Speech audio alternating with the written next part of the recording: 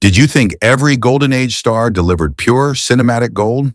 Behind Hollywood's glitter-lurk performances, so clumsy that audiences still wince decades later. Tonight we'll unmask 20 legendary missteps, cowboy cons, crooning gunslingers, and more, and explore why moviegoers refuse to forgive them. Crave the shocking stories history tried to sweep away? Smash that like button, subscribe, and let's dive in. John Wayne, the Conqueror. From the dusty streets of Monument Valley to the windswept mesas of Stagecoach, John Wayne was the personification of the American West, until RKO handed him a fur cap and called him Genghis Khan. Audiences flocked in curiosity, then recoiled in disbelief as Wayne's unmistakable drawl bulldozed every line of pseudo-Mongolian dialogue. Long, swaggering pauses that once felt heroic now seemed lost and uncertain. His proud gait looked ridiculous against the silk banners and papier-mâché yurts. Critics said he played the world's fiercest warlord as a rancher who'd simply taken a wrong turn on the trail. Worse, the film's radioactive Utah set later became a real-life tragedy for cast and crew, deepening the curse that fans still attach to Wayne's performance. Today, clips of the Duke squinting beneath glued-on eyebrows circulate online as cautionary memes about ego and miscasting. For many viewers, The Conqueror isn't just a bad movie. It is the moment Wayne lost the mythic aura he spent 2 decades crafting, and audiences remain unwilling to forgive the tumble. Mickey Rooney, Breakfast at Tiffany's. When Blake Edwards adapted Truman Capote's novella, he wanted comic relief. What he delivered was a cultural wound that never healed. Mickey Rooney, once America's tap-dancing teenager, appeared in grotesque yellow face as Mr. Yunyoshi. Buck teeth, thick glasses, squawking accent. The role reduced a celebrated star to a walking caricature, wringing slapstick laughs out of racist tropes that were already outdated in 1961. Rooney throws himself into the part with frenetic energy, but every exaggerated syllable lands like a gong of ignorance. Contemporary audiences gasped. Modern viewers cringe harder, often muting the film whenever he stomps upstairs, screaming about Miss Go-Rightry. Even Rooney later offered halting apologies, admitting fans crossed streets to tell him they could never watch the classic again. The performance has become film school shorthand for how beloved talent can torpedo legacy in a single misjudged role. 60-plus years on, streaming platforms add warnings. Critics dissect the damage, and audiences still slam the door on any plea to understand the context. Tony Curtis, the Black Shield of Falworth. Bronzed and buoyant, Tony Curtis rode a wave of matinee charm when Universal thrust a sword in his hand and pointed him toward middle-age England. What emerged was a Technicolor disaster famous for one immortal line, "Yonda lies the castle of my fodder." Curtis's thick Bronx cadence clashes so violently with heraldic pageantry that every proclamation sounds like street corner banter wrapped in chainmail. Behind the scenes, he trained tirelessly, yet on camera he couldn't outrun his accent or vague understanding of medieval etiquette. Audiences giggled where they were meant to cheer, critics called it "Ye Old Brooklyn," and box office receipts sagged. The actor rebounded in comedies, but fans never forgot how his earnest swagger toppled under the weight of faux noble diction. Even today, historians cite the performance as proof that charisma cannot mask tonal misalignment, and viewers still boo whenever that battered battle cry echoes across late-night reruns. Katharine Hepburn, Dragon Seed. Few stars burned brighter than Katharine Hepburn, yet MGM's wartime epic about Chinese villagers resisting invasion shoved her into layers of makeup and forced dignity to play Jade Tan. Hepburn's fierce intelligence turned strangely fragile beneath taped eyelids, and forced, halting cadences meant to signify Eastern grace. Her signature clipped New England speech seeps through every syllable, warping the illusion. She appears both uncomfortable and unconvincing, as though trapped in an earnest school play. Contemporary reviews praised her courage, but Asian audiences felt erased, while soldiers overseas wondered why Hollywood needed New England royalty to embody China's suffering. Decades later, the film screens mainly in classrooms as a cautionary relic of yellowface casting. Hepburn herself acknowledged the misstep, yet the stain lingers. An icon celebrated for authenticity caught delivering a performance that feels embalmed in ignorance. Modern viewers, attuned to representation, refused to grant the film a graceful retirement.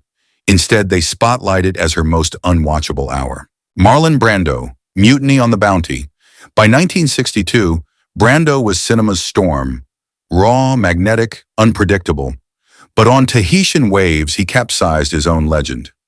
Cast as Fletcher Christian, he invented an airy British accent that drifted in and out like a lazy tide, overshadowed by stories of on-set tantrums, ballooning budgets, and rewritten scripts.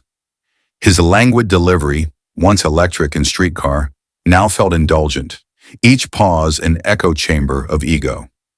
Reviewers called it a tropical drawl mired in molasses, and audiences expecting volcanic intensity found themselves watching a man seemingly bored with rebellion. The film sank under cost overruns, MGM nearly drowned, and Brando's reputation for brilliance darkened into a myth of uncontrollable arrogance. Viewers today revisit the picture only to marvel at how a revolutionary actor could undercut his own fire with such detached posing. In fan forums, Bounty still ranks among cinema's great disasters, and Brando's island accent remains an audible reminder that even geniuses can steer their craft straight onto the reef. Elizabeth Taylor, Cleopatra. When 20th Century Fox crowned Elizabeth Taylor the Queen of Ancient Egypt, they expected box office gold. Instead, audiences watched an actress drowning in liquid eyeliner and record-setting excess. Taylor's natural charisma is buried under 40-pound costumes and dialogue delivered in a strangely flat mid-Atlantic accent that never matches the sultry imagery. Scenes that should pulse with political menace drift into languid pageantry, her reactions dulled by production delays and endless rewrites. Viewers see the strain. Every whispered command sounds rehearsed, every smoldering stare slips into vacancy. Critics called her performance imperial but inert, and ticket buyers, weary of studio hype, blamed her for a budget so bloated it nearly bankrupted Fox. Decades on, streaming audiences still fast-forward through Taylor's marble-cold speeches just to gawk at the sets, insisting the star who once electrified Cat on a hot tin roof gave here only the shadow of her power. Frank Sinatra, the kissing bandit. Fresh off wartime radio glory, Frank Sinatra was handed a velvet mask, a bullfighter's cape, and dialogue that read like teen poetry. The crooner who could melt a nightclub froze beneath Technicolor lights, delivering lines in quavering bursts that felt half-sung, half-mumbled. His supposed swashbuckling swagger collapses into timid footwork. Every sword flourish ends in a shrug. Audiences laughed at moments meant to thrill, and reviewers dubbed him the fainting bandit. Box office disaster followed, and MGM quietly pulled marketing dollars. Even Sinatra's loyal Bobby Soxers confessed they couldn't defend 2 hours of him blinking at Maria Montez like a startled deer. The film lingers today as a YouTube curiosity reel, proof that a golden voice can't rescue cardboard heroics, and fans still refuse to grant it redemption. Paul Mooney, The Good Earth. Paul Mooney's reputation as a master of transformation met its limit when MGM cast him as Wang Lung, a Chinese farmer. Layers of makeup, taped eyelids, and forced dialect crush his usual intensity into a stiff, distant portrayal.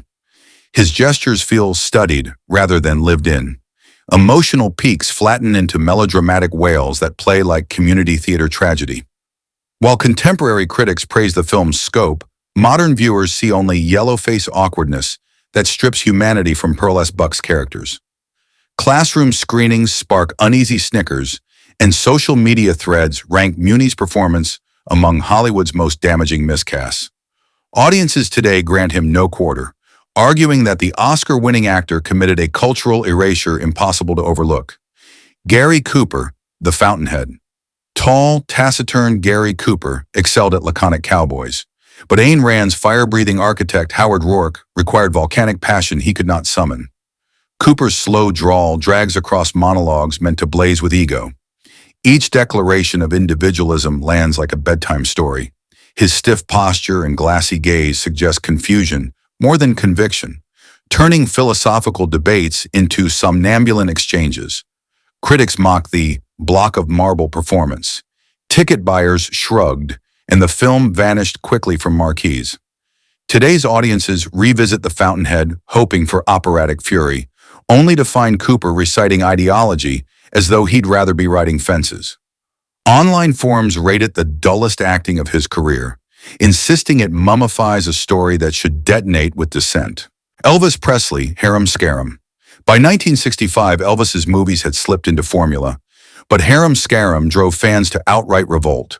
Draped in faux Arabian finery, the king of rock and roll sleepwalks through a plot involving harems, assassins, and misplaced musical numbers.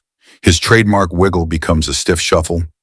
Dialogue arrives in a monotone that suggests he learned lines phonetically, moments before action. Jokes land with a thud, and love scenes feel as wooden as the palace sets. Teenage devotees, accustomed to electric stage charisma, wrote angry letters begging Colonel Parker to rescue their idol's dignity. Rewatchers today howl at scenes where Elvis karate chops palace guards while crooning lullabies, calling it the nadir of his screen legacy. Half a century later, audiences still exile Haram Scarum to "so bad it's unbearable" marathons, refusing to grant the singer even nostalgic mercy. Dick Van Dyke, Mary Poppins.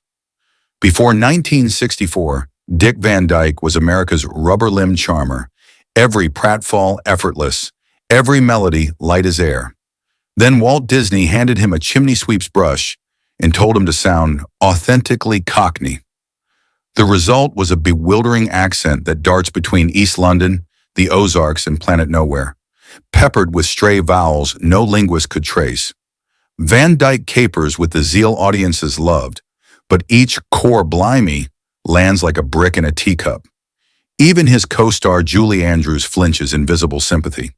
British critics howled, U.S. papers shrugged, yet word of mouth spread quicker than a kite ride across St. Paul's.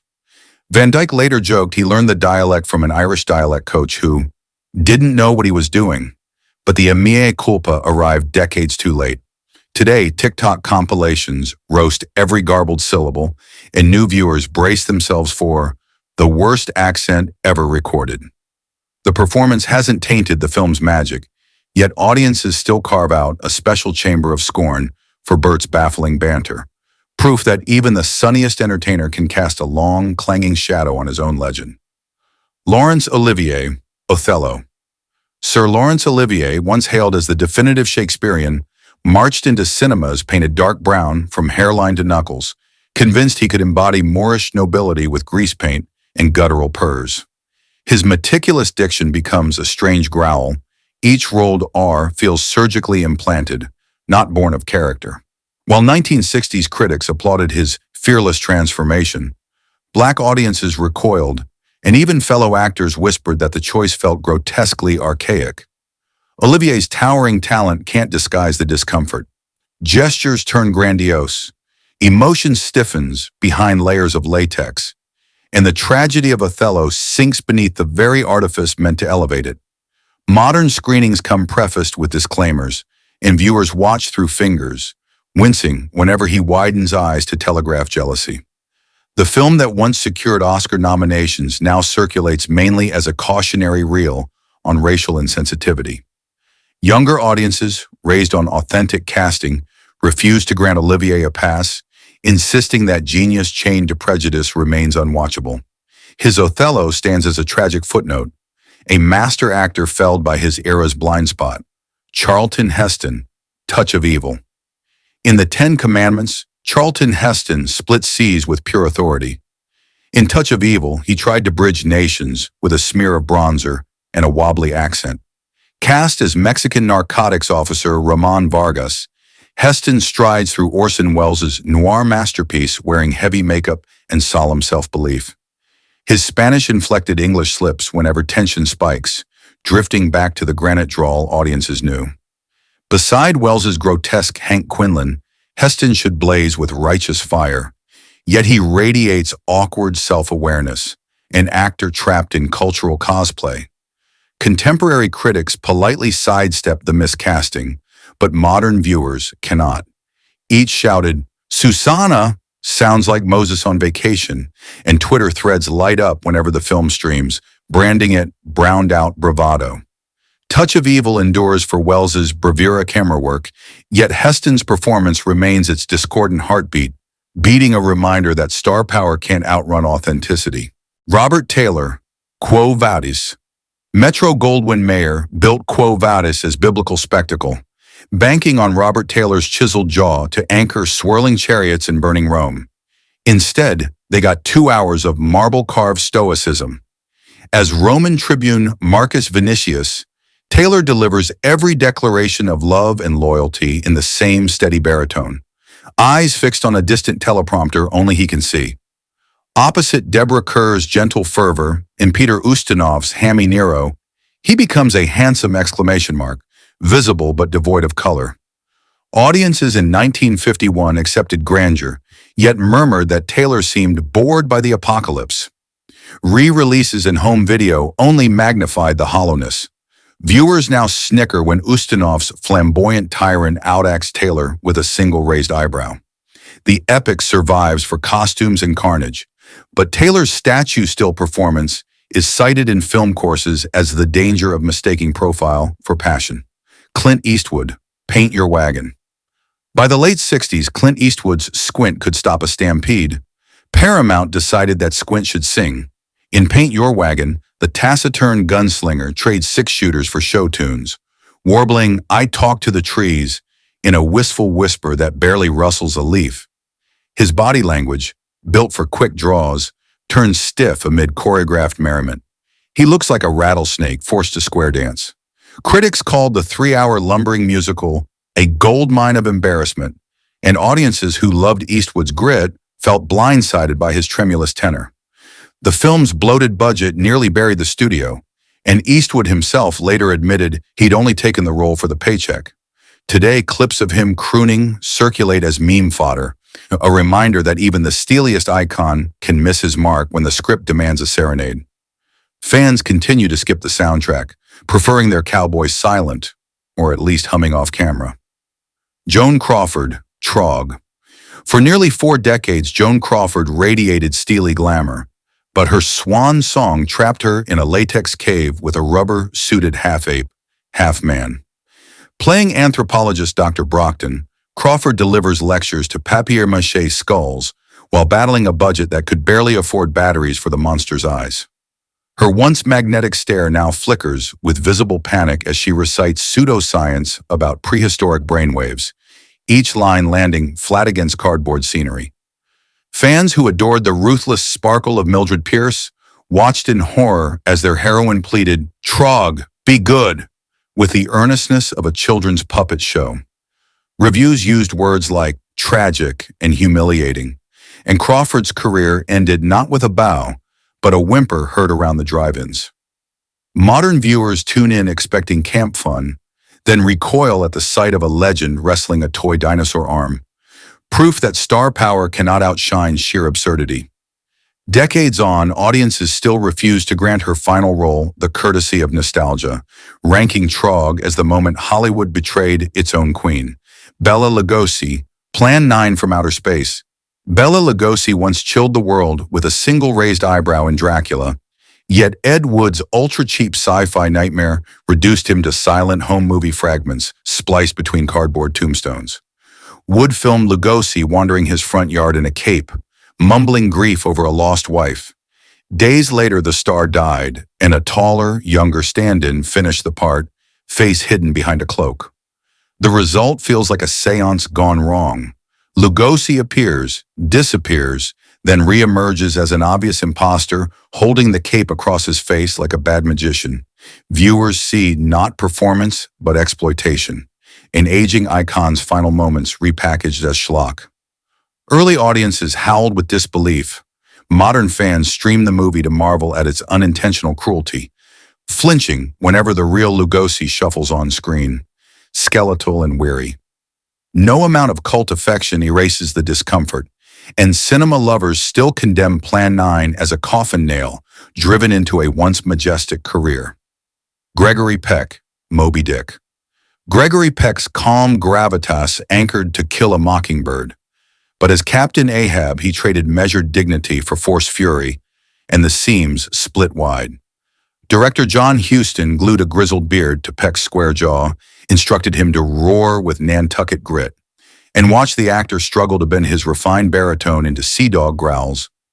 Each speech about the white whale drifts between Shakespearean pomp and hesitant stage whisper, draining tension like a leaky hull. Crewmen rage, waves crash, yet Peck's eyes remain cool and detached, as if wondering how soon he can return to port. Contemporary critics praised the production design, but lamented an Ahab who felt too gentle, too wholesome. Modern audiences share harsher verdicts, calling his performance a handsome mannequin lost at sea. Whenever the film resurfaces on streaming platforms, comments flood in about the polite Ahab, proof that technical polish cannot mask emotional vacancy, and viewers still deny Peck's safe harbor for this miscasting. Audrey Hepburn, Green Mansions. Audrey Hepburn embodied urban elegance, yet MGM transplanted her into a Venezuelan jungle as Rima, the feral bird girl, and watched bewilderment blossom. Draped in gossamer rags, Hepburn whispers her lines in childlike murmurs, meant to evoke nature's innocence. But the airy affectation clashes with Gregory Peck's square-jawed adventurer and the roaring wildlife stock footage. Her movements, carefully balletic, feel choreographed rather than instinctive, turning wild forests into a fashion runway. Critics labeled the performance ethereal to a fault. Box office receipts withered, and Hepburn later admitted she never understood Rima's spirit. Today, streaming audiences expecting her usual sparkle instead meet a dissonant tableau, a city orchid planted in rainforest soil, wilting under plot absurdity. Social media threads rank Green Mansions as her one unwatchable outing, insisting that even icons should know when not to chase exotic wins. Jennifer Jones, Duel in the Sun. Producer David O. Selznick billed Jennifer Jones's half-Mexican Pearl Chavez as the most seductive woman ever seen, but audiences encountered a tornado of overwrought sighs and eye-flaring melodrama. Jones, Iowa-born and porcelain-skinned, swerved between sultry accent and high-pitched sobs, her passion so exaggerated that every gesture seemed choreographed by thunderclap. Clad in off-the-shoulder blouses and moral controversy, she stomps dusty Texas earth, while brothers played by Gregory Peck and Joseph Cotton circle like wolves. Yet her fiery declarations, "I'm trash and I'm leaving," feel rehearsed, not lived, and critics nickname the film Lust in the Dust. Censors slashed scenes, church groups protested, moviegoers either tittered or fled. Today's viewers replay it as kitsch, stunned that an Oscar-winning actress could drown in Technicolor excess. The film's saturated sunsets endure, but Jones's feverish performance remains a cautionary blaze, one that audiences still refuse to cool with forgiveness. From wooden accents to tone-deaf disguises, these 20 misfires remind us that even legends stumble beneath Hollywood's bright lights. Their failures echo louder with time, teaching us why authenticity matters. Thank you for journeying through the ruins of old cinema. Subscribe and share to keep these cautionary tales alive today.